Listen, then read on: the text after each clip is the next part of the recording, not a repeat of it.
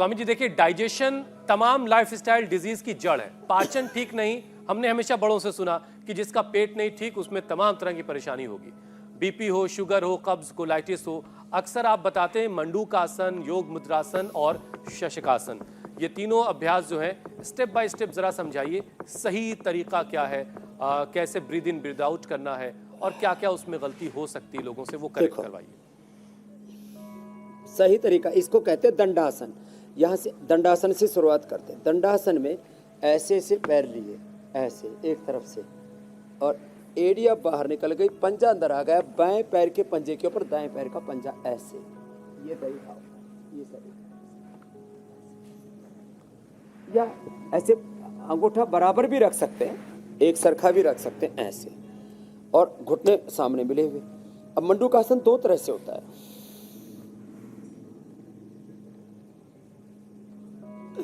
अंगूठा अंदर, उंगलियों पर, मुट्ठियां बंद, ऐसे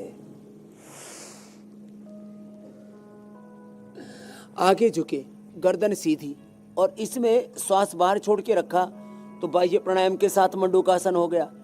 और इसमें कपालभाति किया तो कपालभाति के साथ हो गया।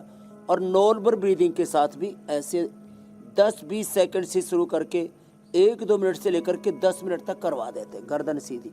कुछ लोग इसमें सिर ऐसे टिका लेते हैं, कुछ लोग इसमें श्वास को होल्ड करके रखते हैं अंदर, वो गलत है। बाह्य प्राणायाम कपालभाति सह श्वसन के साथ करना चाहिए। एक बात, जब आगे झुकते हैं तो लोग ऐसे पैर खोल लेते हैं आगे झुकने के चक्कर में, ये गलत है। और ये मुट्ठियां कहाँ लगानी है? जिनको डायबिटीज हो तो नाभि के दोनों ओर लगाइए, पेनक्रियाज इधर की तरफ है। जिनको लीवर की प्रॉब्लम है, वो, जिनको डायबिटीज है, नाभि के ऊपर लगाना ऐसे। जिनको लीवर की प्रॉब्लम है, नाभि के साइड में लगाना ऐसे। जिनकी किडनियां खराब है तो नाभि के नीचे की तरफ यहां लगाना। एक में नाभि के ऊपर लगाया, एक में नाभि के साइड में लगाया, अब तीसरे में नाभि के नीचे की तरफ, देखो ऐसे।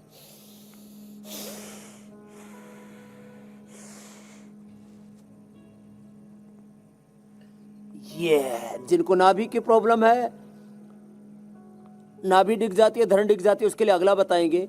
जिनको किडनी की प्रॉब्लम है, नाभि के नीचे की तरफ लगाया। जिनको इनफर्टिलिटी है, उनको भी ऐसे नाभि के नीचे की तरफ लगाना है इनफर्टिलिटी के लिए, और ऐसे झुकना है, और ऐसे गर्दन सीधी रखनी है। हो सके तो बाह्य प्राणायाम कीजिए इनफर्टिलिटी होने पर, और कपालभाति कीजिए लीवर किडनी की प्रॉब्लम होने पर। कोलाइटिस है तो कपालभाति नहीं करना, सहज श्वसन के साथ या बाह्य प्राणायाम के साथ करना। कॉन्स्टिपेशन है तो कपालभाति चलेगा। देखो अब नाभि धरण टिकी हुई है तो हथेली के बीच में नाभि आएगी, ये तरीका से।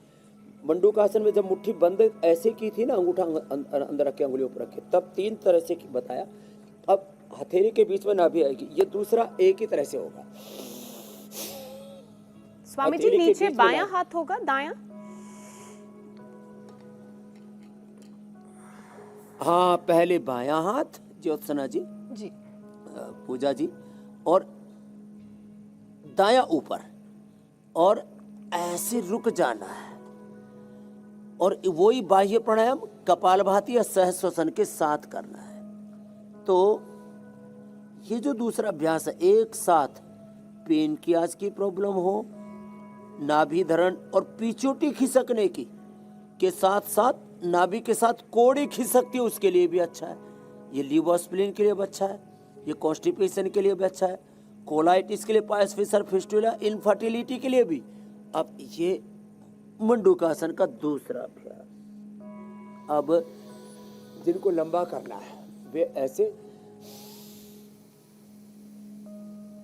ऐसे आगे कोई रुमाल रख के या टोवेल रख के उस पर माथा टिका सकते हैं। नहीं तो बहुतों की गर्दन थोड़ा पेन करने लगती है, तो थोड़ा सा आलम्बन चाहिए तो कोई एक ऐसे छोटा सा कोई आलम्बन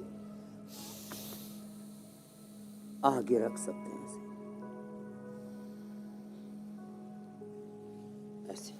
खैर, अब शशकासन में 2 तरह से होता है। एक पैर पास में हाथ ऊपर उठाए, सांस अंदर, सांस बाहर छोड़े, आगे झुके, ऐसे छाती से घुटने लग गए, ये तरीका है। और दोनों हाथ सामने पूरे टिक गए, ये तरीका है।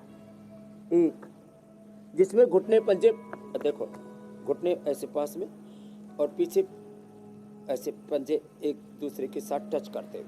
अब दूसरे में घुटने ऐसे खोलेंगे, देखो ऐसे। ये शशकासन का दूसरा अभ्यास ऐसे। पहले मैं माथा जमीन पर टिक रहा था, अब इसमें थोड़ी जमीन पर टिक गई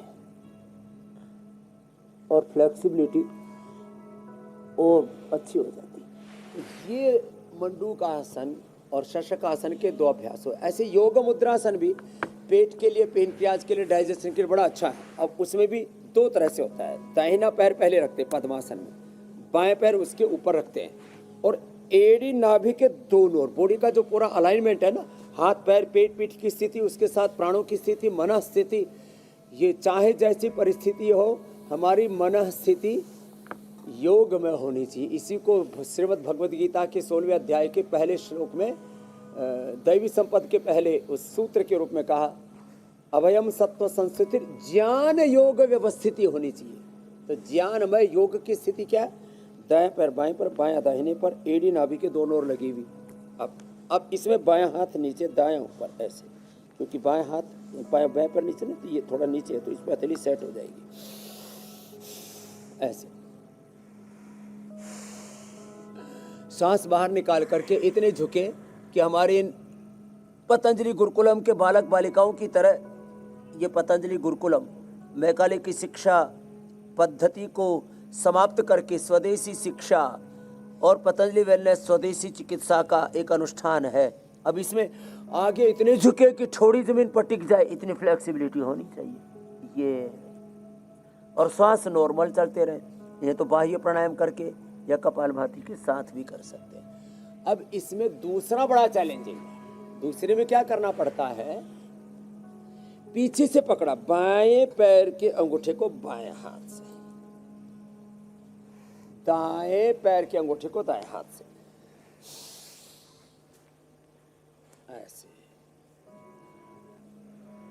और फिर टेढ़े मेढ़े नहीं होना, सीधे बैठ सकते हैं और फिर आगे झुकना है। तो ये दोनों और नाभि के दोनों, लीवर, स्प्लीन, फिर इंटेस्टाइन, पेनक्रियास, सबको आकुंचन प्रसारण मिल रहा है। आगे झुकने के बाद भी हाथ पीछे से छूटने नहीं चाहिए। हाँ, ऐसे ये। अब इसमें जिनकी बॉडी फ्लेक्सिबल है वो तो थोड़ी टिका देना रिद्धिमा जी की तरह, और प्रीति जी,